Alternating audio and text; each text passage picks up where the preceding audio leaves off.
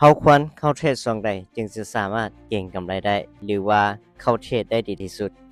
แน่นอนการที่เราจะเข้าเทรดนี่หนึ่งมาก็คือสภาพร่างกายและจิตใจของเราก็ต้องพร้อมบ่จะเว้าเรื่องด้วยอารมณ์หยังก็ตามเนาะมื้อนั้นเราก็ต้องมี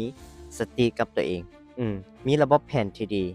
มีเทคนิคที่ดีและมีความรู้เพียงพอบ่ว่าจะเป็นทางด้านการบริหารอารมณ์บ่ทางด้านการบริหารทุนบ่เราต้องครบสุด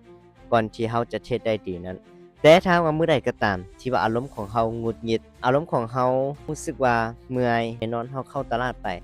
จั่งใดก็บ่สามารถเก็งกำไรได้ฉะนั้น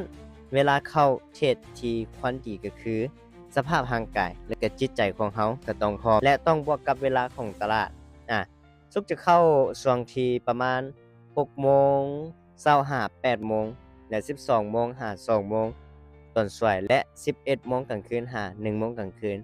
ย้อนอย่างสุกจึงเลือกเข้าตลาดในโซนนี้เพราะว่าตลาดในเมืองนี้ก็คืออาจจะเป็นตลาดที่ว่านิ่งย้อนอย่างจึงนิ่งก็คือ6โมงเช้าหา8โมงเช้าของเขาก็อาจจะเป็นช่วงเช้าของทวีปอาซีแม่นบ่ส่วนเรา6โมงแลงหา8โมงแลงก็คือเห็นบ่มันจะโกงกับทวีปยุโรปบ่แม่นหยังบ่ซี้นะฉะนั้นเวลามันจะโกงกันข้าม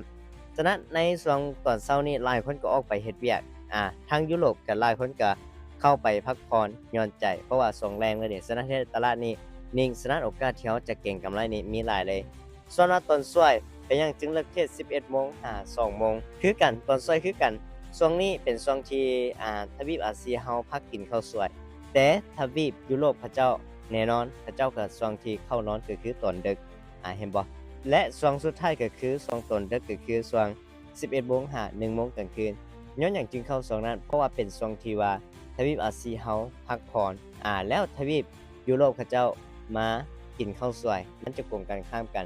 ฉะนั้นตลาดนี่แน่นอนแหละคันว่าคนทั่วโลกบ่เข้าเทรดหลายมันจะเฮ็ดให้นิ่งเมื่อตลาดนิ่งแล้วเราสามารถวิเคราะห์ได้ง่ายขึ้นฉะนั้นตัวนี้จะเป็นว่าเวลาใดเราควรเทรดบ่ว่าจะเป็นทางด้านสภาพร่างกายของเราหรือบ่ว่าจะเป็นทางด้านเวลาเทรดฉะนั้นผู้ใดที่ว่าอยากเทรดได้ดีที่สุดก็ควรพิจารณาสองสิ่งนี้นั่นก็คือ 1. พิจารณาเบิ่งจิตใจและร่างกายของเรา2มาก็คือเลือกไทม์โซนหรือเลือกเวลาให้มันได้สุกบอกเลยถ้าว่าทุกคนเฮ็ดได้2สิ่งนี้การเทรดของทุกคนจะดีขึ้นและทุกคนจะสามารถเก็งกำไรได้ในตลาดนี้อย่างแน่นอน